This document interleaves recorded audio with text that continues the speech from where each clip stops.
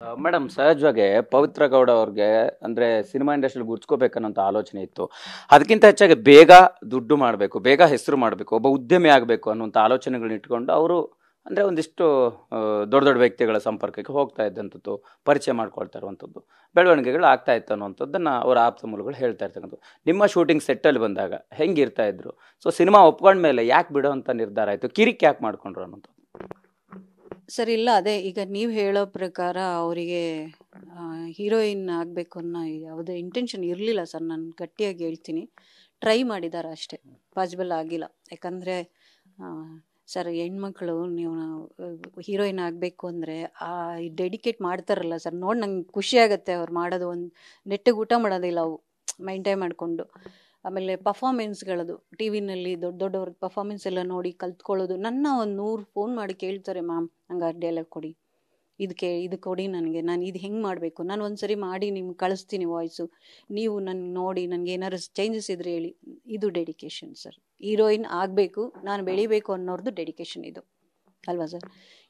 ಈಕೆ ಹೆಂಗೆ ಅಂದರೆ ನಮಗೂ ಇದಕ್ಕೂ ಸಂಬಂಧನೇ ಇಲ್ಲ ಅನ್ನೋ ಥರನೇ ಇರೋದು. ಸ್ಪಾಟಿಗೆ ಬಂದರು, ಅವರು ಬಂದು ಇಳಿದು ಡೈರೆಕ್ಟ್ ನಾವು ಶೂಟಿಗೆ ಹೋದ್ವಿ. ಅಂದರೆ ನಮ್ಮ ಪರ್ಸ್ನಲ್ಲಾಗಿ ನಮ್ಮ ಜೊತೆ ಮಿಂಗಲೇ ಆಗಿದ್ದಿಲ್ಲ ಯಾವತ್ತೂ. ಏನೂ ಅವರು ಮನಸ್ಸಲ್ಲಿದ್ದು ಕೂಡ ನಮಗೇನೂ ಗೊತ್ತಾಗಿಲ್ಲ. ಬಟ್ ನನಗೆಲ್ಲೋ ಒಂದು ಕಡೆ ನಮ್ಮ ಗೌಡ್ರ ಹುಡುಗಿ ಅನ್ನೋದೊಂದು ಕ್ಯೂಟ್ ಫೀಲ್ ಇತ್ತು. ಸೊ ಅದಕ್ಕೆ ತುಂಬ ವಿರುದ್ಧವಾಗಿ ನಡ್ಕೊಂಡ್ರು ಅವರು.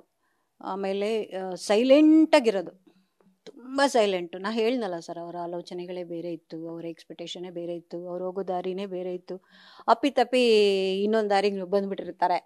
ಇಲ್ಲಿಂದ ಹೆಂಗಪ್ಪ ಹೋಗೋದು, ಇದು ಬೇಕಾ ನನಗೆ, ಈ ದಾರಿಗೆ ಹೋಗ್ಬೇಕಾ ನಾನು, ಅವಶ್ಯಕತೆ ಇದೆಯಾ, ಈ ಥರ ಅಂತ ಬಂದರೆ ಅವರು ಆ ಮುಖಚರ್ಯಗಳು ಹಂಗಿರ್ತಿದ್ವು.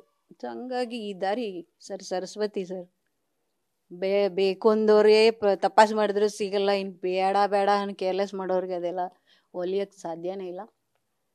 ಟರ್ನ್ ಆದರು, ಸೆಟಲ್ ಆಗಬೇಕು ಅಂತ ಅವ್ರು ಮನಸ್ಸು ಮಾಡಿರೋದ್ರಿಂದ ಸೆಟಲ್ ಆಗೋ ದಾರಿ ಹುಡುಕಿದ್ದಾರೆ ಅಷ್ಟೇ. ಮೇಡಮ್, ಈಗ 2018 ಸಮಯ ಅನ್ಕೋತೀನಿ ನಿಮ್ಮ ಆಶಿಕತ್ರಿ. ಸೊ ಆ ಟೈಮಲ್ಲಿ ಅವರ ಲೈಫ್ ಸ್ಟೈಲ್ ಹೆಂಗಿರ್ತಾ ಇತ್ತು? ಸೊ ಅವರು ಆರಂಭದಲ್ಲಿ ಅಂತ ಏನು ಅಂದರೆ ವ್ಯವಸ್ಥಿತವಾದ ಬದುಕಿರಲಿಲ್ಲ ಅನ್ನೋಂಥದ್ದು ನಾವು ಒಂಥರ ಅಗಮ್ಯ ಸಿನಿಮಾದ ಡೈರೆಕ್ಟರ್ ಹತ್ರ ಮಾತಾಡುವಾಗ ಹೇಳಿರ್ತಕ್ಕಂಥದ್ದು. ಸೊ ಈಗ ನಿಮ್ಮ ಶೂಟಿಂಗ್ ಸೆಟ್ಟಿಗೆ ಬರುವಂಥ ಟೈಮಲ್ಲಿ ಪವಿತ್ರ ಅವರ ಲೈಫ್ ಸ್ಟೈಲ್ ಎಷ್ಟು ಚೇಂಜ್ ಆಗಿತ್ತು? ಸೊ ಹೆಂಗಿರ್ತಾ ಇದ್ರು ಅನ್ನೋದು? ಸರ್, ನಾನು ಅವ್ರದ್ದು ಫಸ್ಟ್ ಮೂವಿನಲ್ಲಿ ಅವ್ರದ್ದು ಫೋಟೋಸ್ ನೋಡಿದೆ, ನಿಜವಾಗ್ಲೂ ಇದು ಪವಿತ್ರನೇನಾ ಇದು ಅನಿಸ್ಬಿಡ್ತು. ಅಷ್ಟು ಸಿಂಪಲ್ ಆಗಿರೋವಂಥ ಹುಡುಗಿ, ಅಷ್ಟು ಕ್ಯೂಟು ಕಾಣಿಸ್ತಾ ಇರಲಿಲ್ಲ. ಇದು ಹುಡುಗಿನೇನಾ ಅಂತ ನನ್ನ ನಂಬಕ್ಕೆ ಆಗ್ತಿರ್ಲಿಲ್ಲ. ಆ ಥರ ಇದ್ದಿದ್ದು ಹುಡುಗಿ. ನಮ್ಮ ಶೂಟಲ್ಲಿ ನಾನು ಬಾಲಿವುಡ್ ರೇಂಜಿಗೆ ಹುಡುಗಿನ ನೋಡಿದ್ದೆ. ಲುಕ್ಕು ಹಂಗೆ ಇತ್ತು, ಏನು ಗ್ಲಾಸ್ ಹಾಕ್ಕೊಂಡು ಒಂದು ಜೀನ್ಸ್ ಹಾಕ್ಕೊಂಡು ಒಂದು ಟಾಪ್ ಹಾಕ್ಕೊಂಡು ಇಳೀತು ಹುಡುಗಿ. ನಾನು ಹೇಳ್ನಲ್ಲ, ತುಂಬ ಖುಷಿ ಆಯಿತು ನನಗೆ. ಆ ರೇಂಜಲ್ಲಿ ಇದ್ದಿದ್ದು. ನೀವು ಜಸ್ಟ್ ಇಮ್ಯಾಜಿನ್ ಮಾಡಿ, ಮೆಹಂದಿ ಹಾಕ್ಸೋಕ್ಕೆ ನನಗೆ ಅಲ್ಲೇ ಬೇಕು ಅಂತ ಕೇಳಬೇಕು ಅಂದರೆ ಅವ್ರ ರೇಂಜನ್ನು ನೀವು ಥಿಂಕ್ ಮಾಡಿ ಸರ್. ಬ್ರ್ಯಾಂಡು ಅದು. ಎಸ್, ಆ ಹೊತ್ತಿಗೆ ಅಂದರೆ ನಿಮಗೆ ಅವರ ಪರಿಚಯ ಹೆಂಗೆ, ನಿಮ್ಮ ಟೀಮ್ಗೆ ಸೆಲೆಕ್ಟ್ ಆಗಿದ್ದು ಹೆಂಗಾಯಿತು? ಆರಂಭದಲ್ಲಿ ಅವ್ರ ಜರ್ನಿ ನೋಡಿದ್ರಾ ಅಥವಾ ಹೆಂಗೆ ಸೆಲೆಕ್ಟ್ ಮಾಡ್ಕೊಂಡಿದ್ದು? ಪಾತ್ರ ಅದರ ಬಗ್ಗೆ ಅವ್ರಿಗೆಲ್ಲ ಹೇಳಿದ್ರಾ ಅಂತ?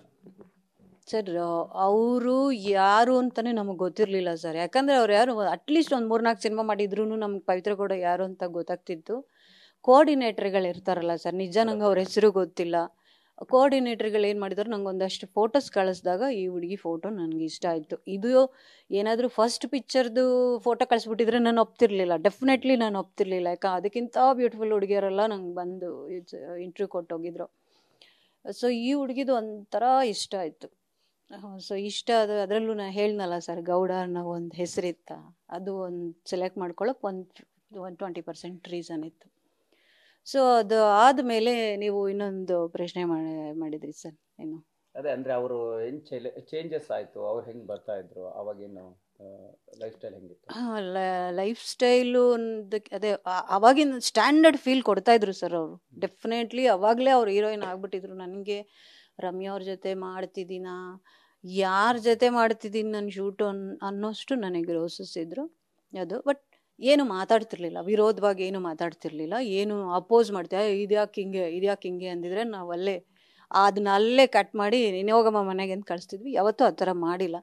ಅವ್ರು ಏನು ಮಾಡ್ತಿದ್ರು ಅಂದರೆ ಡಿಸೆಂಟಾಗಿರೋದು, ಏನೋ ಯೋಚನೆ ಮಾಡೋದು. ನಾನು ಸರ್ ಈಗ ನಾವಿಲ್ಲಿ ಇಂಟರ್ವ್ಯೂ ಮಾಡ್ತಿದ್ದೀವಿ ಸರ್, ನೀವು ಮಾತಾಡಿಸ್ತಿದ್ದೀರಿ, ನಾನು ಇಲ್ಲಿ ವಿಚಾರ ಬಿಟ್ಬಿಟ್ಟು ಬೇರೇನೋ ಥಿಂಕ್ ಮಾಡ್ಕೊಂಡು ಕೂತ್ಕೊಂಡ್ರೆ ಏನು ಅನ್ಕೋತೀರಿ ಹೇಳಿ? ನಿಮಗೆ ಗೊತ್ತಾಗುತ್ತಲ್ವ ಈ ಅಮ್ಮಂಗೆ ಇಂಟ್ರೆಸ್ಟ್ ಇಲ್ಲ, ಸುಮ್ಮನೆ ಬಂದು ಕೂತ್ಕೊಂಡು ಏನೋ ಮಾಡುತ್ತೆ.